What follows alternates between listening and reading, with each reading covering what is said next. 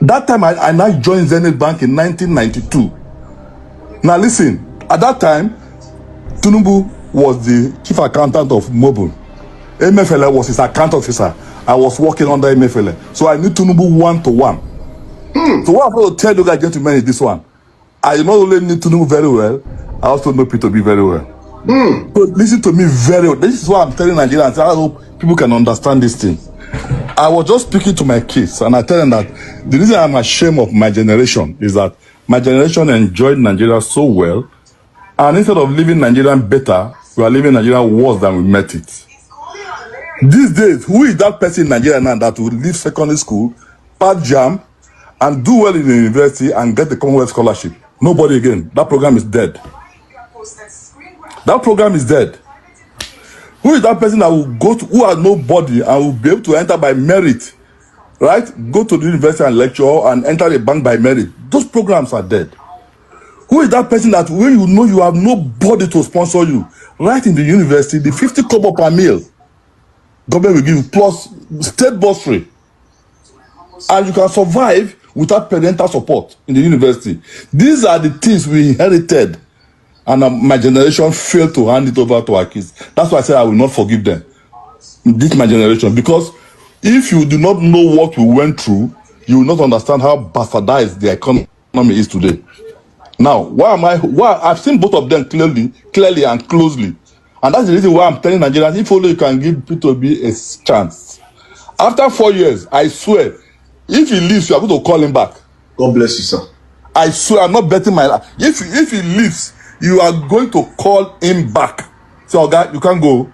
Don't do what Alex Oti do. It doesn't take 8 years to make an impact. Thank you. If you want to make it doesn't take. How many months does it take Tinubu to make an impact in devastating our economy? It's just 1 month. Remove subsidy, remove this thing, because it didn't sit down to calculate it, to reflect on it. It's not up to now. It's not interested. I'll just tell you one thing now. Now, P2B said it can bring in almost 10,000 megawatts of electricity into Nigeria through solar power alone, and he traveled to Egypt. Many of you may not know. He went to Egypt to see how Egypt did it. And Egypt said, yes, we can do it. But the problem is Nigeria is very corrupt. But what did Tinubu do? Right? Egypt said they can do it with 170, not Egypt now, the people that were doing did it in Egypt. It's 185 billion naira. That would have been the cost before this exchange rate. But what did Tinubu do? He came into the country, he became a president, he installed solar power only for himself in Aso Rock and left the other place. Obi will never have done that. Facts. He will never have done that. He will never have said, let me abandon my people and make only myself comfortable. Obi will never have taken 150 billion to go and buy a private jet for himself. Listen, I am a professor in Canada. I'm a professor of statistics and econometrics in Canada. Listen to me. 15 private jets you have in the presidential fleet. 15. That's what you have in the presidential fleet. Obi will never keep 15 private jets in his presidential fleet. Facts. But the choices are very high. He will sell all of them, like the president of Croatia did. In Canada, we have the best aircraft manufacturing company in Canada called Bombardier. My prime minister in Canada does not have a private jet. If he's traveling, they will take one of the jets and put a label, Prime Minister of Canada. When he comes back, that jet goes back to the Air Canada fleet. We, who cannot make a bicycle spoke or a tire, we have 15 in the presidential fleet. And if you go to Bombardier, Nigeria is the third highest patronizers of private jet in the world. Nigeria is the third. 1, 2, 3. And they are wondering, and you guys say you are poor. You guys say you are poor. You are the third. 1, 2, 3 of people who own private jets.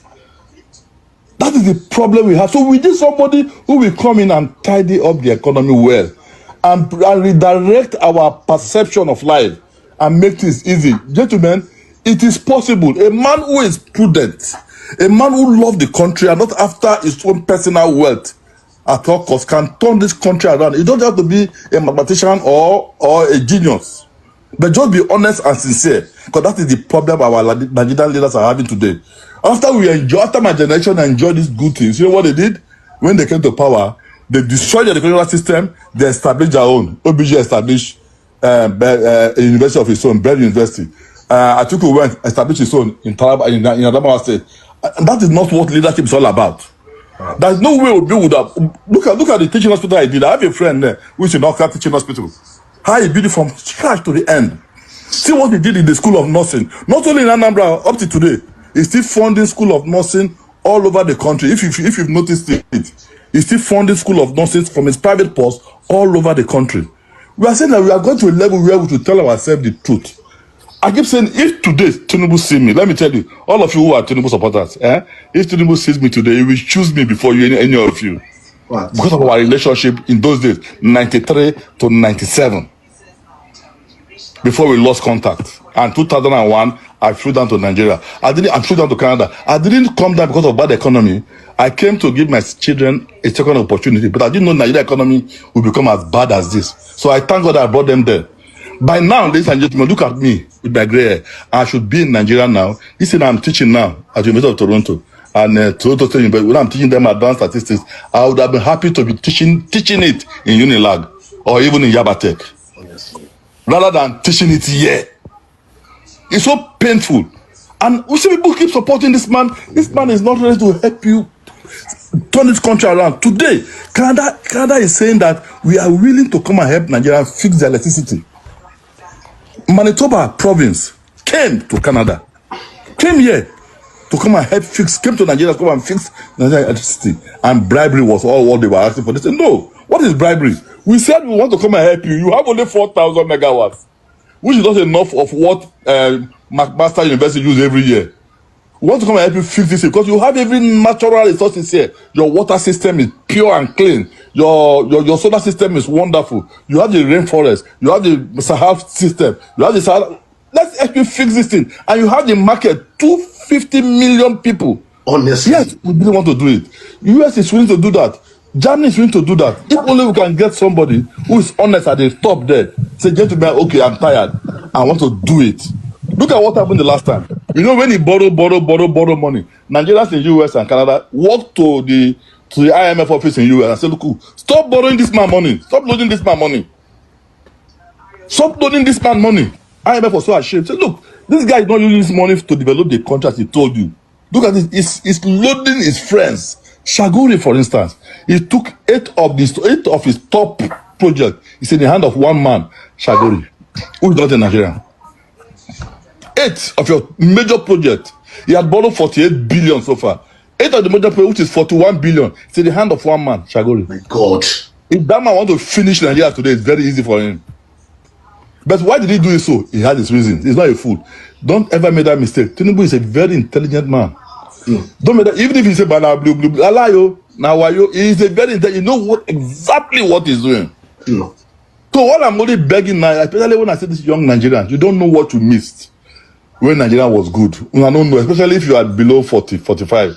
You don't know anything. What you miss? If you know, you would have stoned him out of office by now.